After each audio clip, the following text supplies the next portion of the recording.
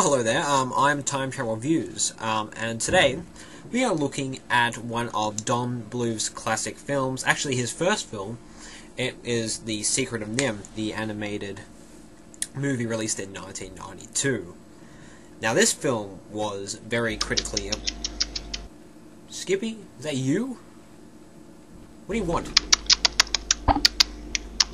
What? You want me to review a time travel film? Why would I want to do that? Fine, okay. Right, let's review 12 Monkeys. 12 Monkeys is a time travel film directed by Terry Gilliam and released in 1995. This film is one of my favourite time travel films, if not my favourite time travel film.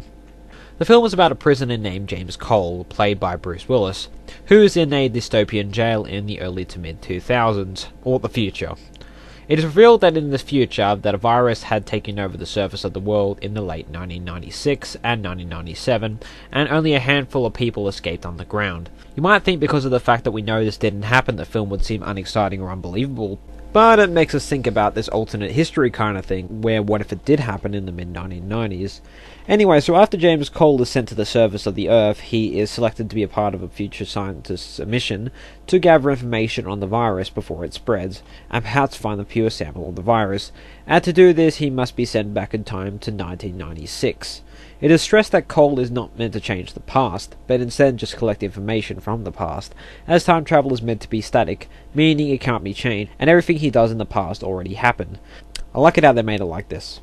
The scientists believe that the virus has something to do with a group of people called the Army of the 12 Monkeys. But when Cole gets sent back in time, he finds that he's been sent back to 1990 instead of 1996, and gets thrown in a mental institution like any future-telling lunatic would. There he meets Dr. Catherine Riley, played by Madeline Stowe, a down-to-earth psychiatrist, and Jeffrey Goins, a mental patient, played by Brad Pitt. I'm not going to spoil any more because the film has some nice twists and turns, and really nothing can be expected. This is the main reason I like the film so much. The film also has some parts where you wondered what the hell is going on, or whether right now the setting is in the future or the past. I think Gilliam did this intentionally, to show Cole's own confusion and mentality. But everything in the end usually makes sense, if you throw in that some of the things you see and hear in Cole's mind, and other things are tricks and things to try and deceive the viewer, also showing Cole's mentality. The art style of the film is incredibly strange, and smells Terry Gilliam. If you've ever watched one of these other films like Brazil, you'll know what I mean. While the future doesn't look advanced at all and looks like a redesign of the 20th century technology, the way the film represents 1996 looks absolutely terrible and goes out of its way to look as ugly as possible. Nothing looks clean. There are strange and annoying people everywhere. Everywhere is run down and crap. If you're looking for a beautiful looking atmosphere in this film, you won't find it either in the 1990s or in the future of the film. But yeah, I think that this was intentional to convey some messages about our society, and also to show Cole's view of the 1990s and the future for that matter. The romance in the story is also as awkward and forced as you can get, but again, I think this was intentional to try and blur the viewer about what we believe to be fact and fiction. If I had one criticism for the film, it would be how many coincidences are in the film. I'm not going to go into them at risk of spoiling the plot, but there are many, both convenient and inconvenient, and you'll see what I mean after watching the film. But don't let this make you not want to watch the film. Coincidences are better than plot holes, in my opinion. Speaking of plot holes, I'd like to commend the way that the plot is written to have nearly no problems with the time travel in the film.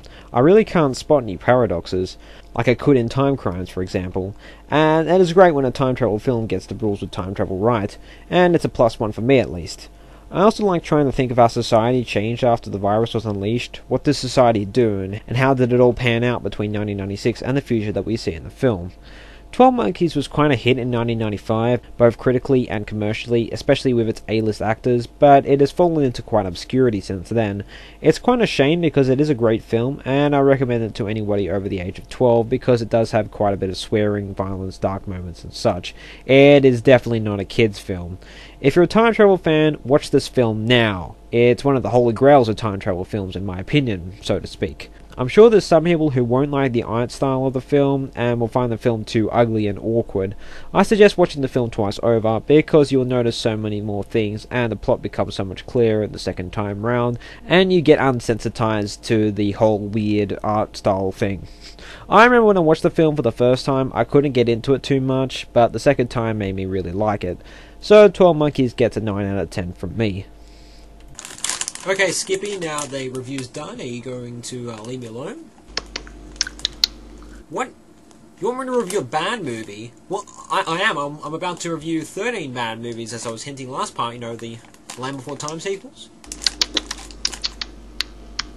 A bad time travel film. Well, why would I want to do that? It's boring. What do you mean I owe you one? What do you mean? I can use you on a cameo if I want. I'm Australian, I'm allowed to. So what if my imitation is horrible? Fine. Next time, I'll review a time travel film that I don't like. Happy? Bye, guys.